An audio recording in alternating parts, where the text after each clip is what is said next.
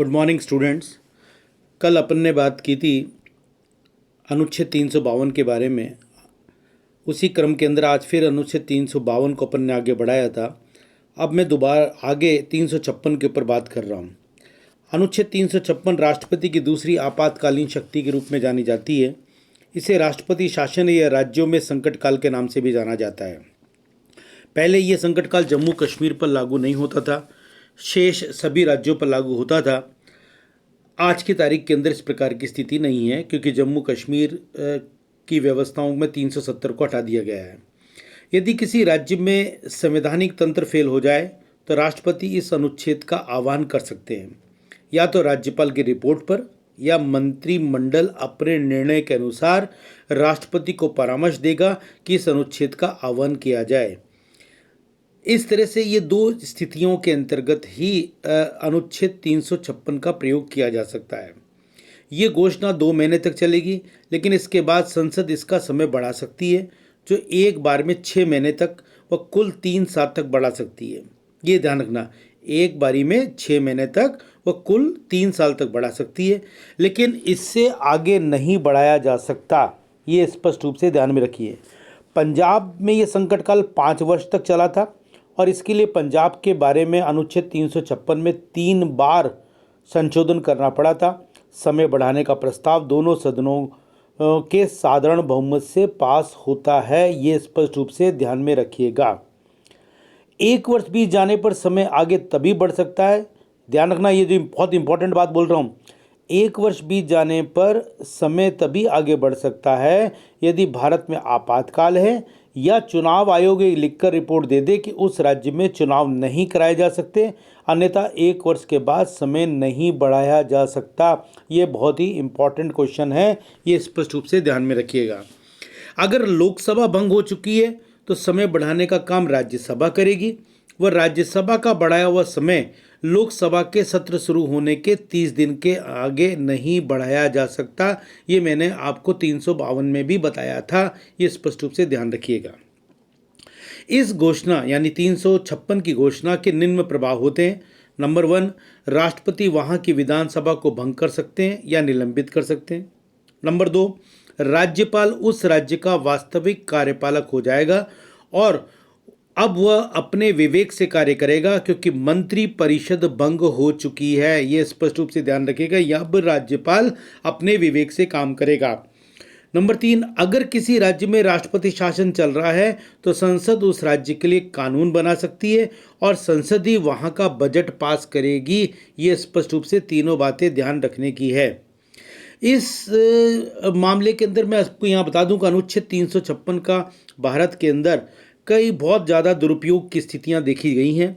असल के अंदर सबसे पहले इसका प्रयोग हम देखें 1951 में पंजाब में हुआ था। आज तक इसका प्रयोग कुल 128 बार हो चुका है। सर्वाधिक प्रयोग इसका यूपी में हुआ 10 बार। इसके बाद पंजाब व केरल में 9 बार इसका प्रयोग हुआ। राजस्थान में इसका प्रयोग 4 बार हो चुका है। सबसे कम समय अवधि के लिए इसका प्रयोग कर्नाटक में किया गया था, केवल 7 दिन के लिए। और सबसे ज़्यादा मैंने आपको लंबा समय बता दिया पंजाब के लिए। और सबसे ज़्यादा इंदिरा गांधी के कार्यकाल में इसका प्रयोग हुआ था, यानी कि 50 बार उनके समय के अंदर इसका प्रयोग किया गया था। सबसे पहले इसका महादुरुपयोग जिसे कहते हैं वो जून 1977 में हुआ, जब जनता पार्टी की सरकार ने एक साथ 9 राज्यों में विधानसभा भंग कर राष्ट्रपति शासन लगाया था। वहीं दूसरी बार इसका महादुरुपयोग 1980 में इंदिरा गांधी के शासनकाल में हुआ, जब उन्होंने भी एक साथ 9 राज्यों की जनता पार्टी सरकारों को बर्खास्त कर राष्ट्रपति शासन की घोषणा की थी। ये अजीब सी बात नजर आती है कई बार, या किस रूप के अंदर इसको देखा जाए, कहाँ तो संवैधानिक स्थितियाँ और कहाँ इस तरह से सरकारें आती जाती हैं, तो उसके अंदर केंद्र की सरकार के बदलने के साथ के अंदर कितना बड़ा परिवर्तन इसके अंदर पहले आता था। जब जनता पार्टी की सरकार के द्वारा 9 राज्यों की सरकारों को बर्खास्त किया गया था, उस समय राजस्थान के मुख्यमंत्री हृदय जोशी ने सर्वोच्च न्यायालय में एक याचिका दायर की थी, जिसमें अनुच्छेद 356 के आह्वान को मनमाने ढंग से प्रयोग करने के लिए चुनौती दी गई थी, परंतु याचिका खारिज कर दी गई थी उस समय। और सर्वोच्च न्यायालय ने कहा था कि 356 का मामला न्याय मान्य नहीं है, इसलिए न्यायालय इसमें कुछ नहीं कर सकता, इस प्रकार की बात की थी। लेकिन राजीव गांधी के प्रधानमंत्री कार्यकाल में जब कर्नाटक की सरकार भंग की गई तो वहां के मुख्यमंत्री एसआर बोम्मई ने की याचिका दायर की, तो सर्वोच्च न्यायालय ने अनुच्छेद 356 के मामले में कहा कि इसका मनमाने तरीके से प्रयोग होता है तो न्यायालय राष्ट्रपति की घोषणा को रद्द कर सकता है। आज की तारीख में बॉम्बे केस बड़ा इंपॉर्टेंट था जिसके अंदर इस प्रकार की बात की। इसी में आगे न्यायालय ने क्या कहा, अगर मुख्यमंत्री के पास विधानसभा में स्पष्ट बहुमत हो और अनुच्छेद 356 का प्रयोग नहीं हो तो किसी भी स्थिति में 356 का प्रयोग नहीं हो सकता, और यदि प्रयोग किया गया है तो हटाई गई सरकार को पुनर्स्थापित करना होगा, परंतु ऐसी स्थिति वहां नया शपथ समारोह नहीं होगा क्योंकि पूर्व की सरकार ही वहां बहाल हुई है। ये स्पष्ट रूप से ध्यान में रखिएगा। यहाँ एक चीज़ और ध्यान रखना, यूपी में जो रमेश भंडारी राज्यपाल थे और वहाँ अनुच्छेद 356 का प्रयोग चल रहा था, तो वहाँ 2 बार समय बढ़ाया जा चुका था तथा जब दूसरी बार समय समाप्त हो रहा था तो इलाहाबाद उच्च न्यायालय ने यह निर्णय दिया था कि घोषणा के समाप्त होते ही नई घोषणा जारी नहीं की जा सकती, कुछ समय बाद ही ऐसा हो सकता है। इस प्रकार की स्थिति की गई थी। पहले एक चीज़ ध्यान रखना, यदि जम्मू कश्मीर में संवैधानिक तंत्र विफल होता था तो जम्मू कश्मीर की संविधान की धारा 92 के अनुसार वहां पर आपातकाल राज्यपाल द्वारा घोषित किया जा सकता था। ये घोषणा राज्यपाल वहां का राज्यपाल करता था तथा राष्ट्रपति की सहमति से, जो कि 6 महीने तक चलती थी। परंतु परिस्थितियों से निपटने के लिए राष्ट्रपति कोई भी अनिर्णय या आवश्यक निर्णय की अनिवार्य निर्णय या आवश्यक निर्णय जारी कर सकता है। इसलिए राष्ट्रपति कोई भी आवश्यक या अनिवार्य निर्णय जारी कर सकने की स्थिति के अंदर इस प्रकार की व्यवस्था थी। इसलिए राष्ट्रपति को कई बार आदेश जारी करने पड़ते थे, जिसमें जम्मू कश्मीर में संकट काल की अवधि बढ़ाने का काम संसद अपने प्रस्ताव से करती थी। ये प्रस्ताव दोनों सदनों में साधारण बहुमत से पास होता था। वह एक बार में 6 महीने के लिए होता था और अधिकतम 3 साल के लिए। इस प्रकार की स्थितियां वहां पर थी। ये स्थिति आप इसके अंदर ध्यान में रखिएगा।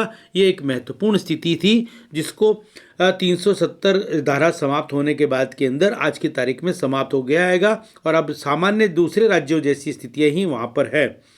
उस ज़माने के अंदर अगर हम देखें, आपके नॉलेज के पॉइंट ऑफ व्यू से बता रहा हूँ कि उमर कमेटी की रिपोर्ट आई थी 96 के अंदर, जिसमें कहा गया था जम्मू कश्मीर में चुनाव हुए थे, वह फारूक अब्दुल्ला की सरकार बनी थी, तो उन्होंने उसके तुरंत बाद जम्मू कश्मीर स्वायत्तता कमेटी बनाई और डॉक्टर कर्ण सिंह को इसका अध्यक्ष बनाया।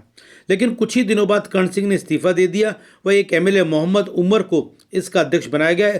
इसी के नाम पर इसका नाम उमर कमेटी रखा गया।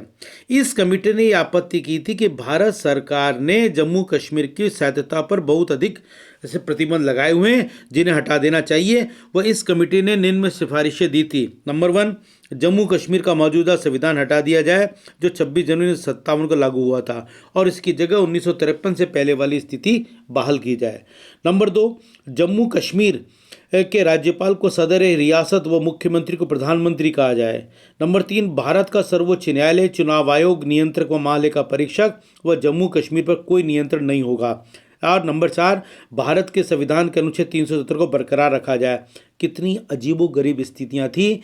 अगर 370 समाप्त नहीं होता तो आप इनसे अंदाज़ा लगा सकते हैं कि किस प्रकार की स्थितियां वहां पर होने वाली थी, किस प्रकार की एक प्रकार के लोगों के मन में, यानी कि वहां के राजनीतिक दलों व राजनेताओं के मन में किस प्रकार की स्थितियां थी। फारूक अब्दुल्ला ने उमर कमेटी की रिपोर्ट को अपनी विधानसभा में पास भी करा लिया था, लेकिन यह सर्वसम्मति से पास नहीं हुआ था क्योंकि कांग्रेस व बीजेपी व पैंथर्स पार्टी ने इसका विरोध किया था। ऐसी स्थिति में भारत सरकार ने इस रिपोर्ट को अस्वीकार कर दिया था, क्योंकि भारतीय संविधान के अनुसार किसी राज्य सरकार को इस तरह की कमेटी बनाने का कोई अधिकार नहीं है। उसके बावजूद भी आप अंदाज़ा लगाएं कि फारूक अब्दुल्ला की सरकार ने उस ज़माने में इस प्रकार की स्थितियां 96 के अंदर करी थी। तो हमको यहाँ पर ये धन्यवाद देना चाहिए केंद्र सरकार को कि आज की तारीख के अंदर कि इस 370 को समाप्त कर दिया गया। अब अगर हम आगे देखें कि 1971 में तमिलनाडु सरकार ने राजा मन्नार आयोग बनाया और उसमें भी तमिलनाडु के बारे में जो रिपोर्ट दी थी उसे इंदिरा गांधी सरकार ने अस्वीकार कर दिया था और कहा था किसी भी राज्य को इस प्रकार की कमेटी बनाने का अधिकार नहीं है।